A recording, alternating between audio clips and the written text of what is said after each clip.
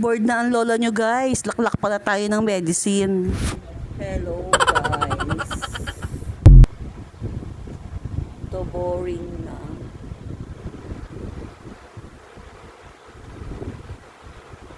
Since July 26.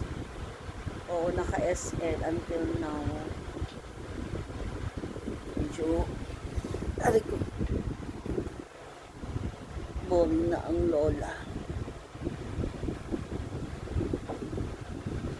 Wala magawa.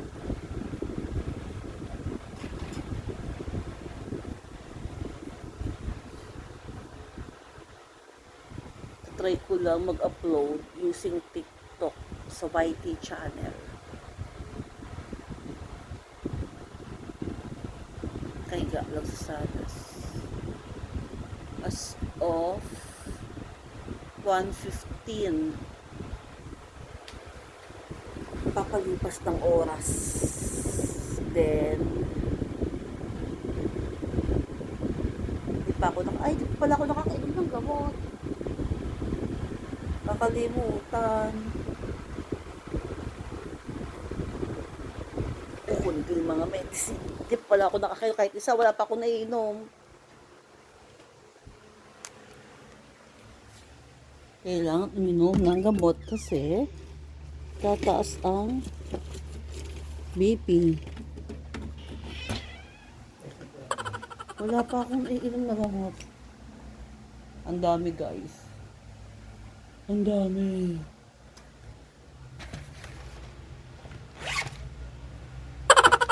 Gusto niyo ba?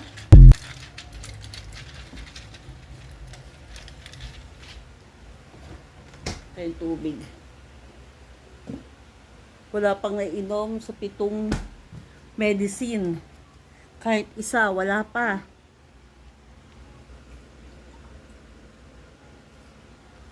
Yari.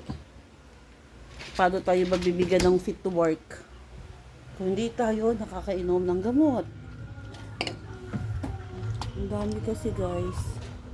Oh. Kahit isa wala pa akong naiinom. Sala na sa oras.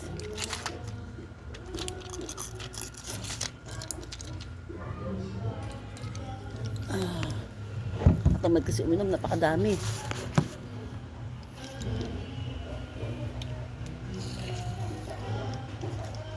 Hindi ko pa mabasa. Ang totoo, marunong ba magbasa?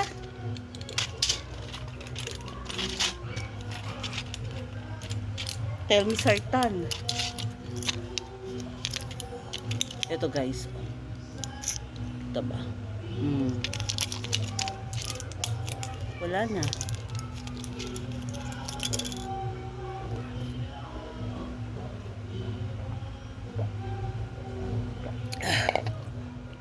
Sala na sa oras.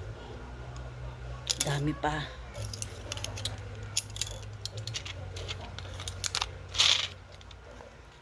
Telmisartan, atorvastatin, clopidogrel. Hulaan nyo guys kung saan gamot itong mga to ha. Clopidogrel, vitamin B complex, mlodipine, atorvastatin. May na iba kasi napapadami. Hindi pala ako nakainom kaninang umaga. Kabara. Ang dami kasi. Medyo naiinip na kasi ilang araw na, parang isang linggo. Ano ba ngayon, Sabado? Since nung Sunday pa ako hindi nakakapasok. Huling pasok ko Saturday ng gabi. Tapos pag out ko ng Sunday ng umaga, kung kailan maganda yung tulog ko, saka naman ako sinumpong ng hypertension. May dadaan maingay. Hindi na ako nakapasok since then Sunday. Tapos na ER ako noong 26 ng hapon, gabi. hapon ako nadala. Hanggang halos sa ating gabi kami sa ER. Then, advice admission ako guys. Pero I decided to refuse the admission. Kasi syempre, mahirap din naman sa hospital. Tapos, nagpa-outpatient consultation ako sa aking cardiologist. Nagpalit kasi ako ng cardio. Nagpa-outpatient ako sa cardio advice admission. Pero ako kasi ang aking BP ay consistent siya na mataas. Top notcher. Buti pa nga yung BP ko naging top notcher eh.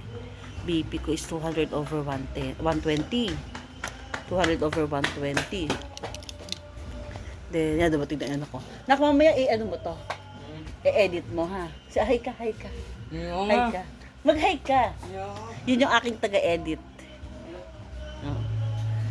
Tapos yun, nag-200 over 120 ang BP ko. Na-advise ako na magpa-admit kasi pataas yung CKMB. However, nag-decide pa rin ako na hindi na magpa-admit. So, ang dami ko pa rin gamot na iniinom.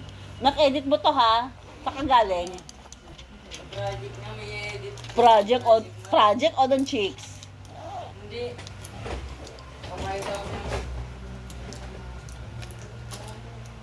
So, medyo na boring na ako kasi sa bahay. Ang tagal ko hindi nakakapasok. So, I decide na maggawa ng YT. Kasi yung ano ko marunong pala siyang mag-edit. Ayun lang. Tapos, ayun, hindi pa ako nakakapasok. But, may follow-up check-up ako on Monday. Then, pag bumaba na yung mga lab test results ko, nag-okay na din yung ECG ko, pwede na ako mabigyan ng fit to work, babalik na ako sa trabaho. Sana, kasi wala na akong leave, naubos na yung leave ko. So, without pay na talaga ako. Ang dami kong gamot, hindi ko pa naiinom. Nakalimutan kong uminom ng gamot na umaga pa dapat. So, may 6 pa. May 6 pa akong iinumin. Kay support nyo naman YT channel ko. Try ko lang mag-YT channel. Hindi naman dahil sa alam ko malayo pa. Una-una hindi nga ako masyadong magaling mag-edit. Papasuyo ko lang sa anak ko. Yun guys. Try ko lang mag-video muna. Ganto lang muna. Kasi hindi pa ako makapag-TikTok masyado. Kasi medyo nagpapalakas pa ako. Hindi pa ako makapag-practice ulit ng sayaw sa TikTok. Marami akong gustong i-vlog kaso hindi ko pa alam kung paano ko sisimulan since lagi lang ako nasa bahay. Kaya sabi ko try ko na lang muna na pag-TikTok, mag-live, mag-video. Kaya nandito lang ako, ganito lang muna since sa bahay nga lang ako nagpapalakas at nagpapahinga. So mamaya ng konti inom ulit ako ng iba pang gamot. Nainom ko na yung Telmisartan. Minsan nakakalimutan ko guys kung ano na ba yung nainom ko. So Atorvastatin na mamaya. Delayed na yung inom ko. Delayed na. After ko dito ha, ano mo na. I-edit mo ha. May edit mo ba yan? Hack mo lang? Ito ano kaya? Ha? Saan? Sa tablet? Hindi dito sa ano? Saan? Dito sa loob. Bakit? Matatapos na 1 minute na lang. O siya, sige na guys. Bye!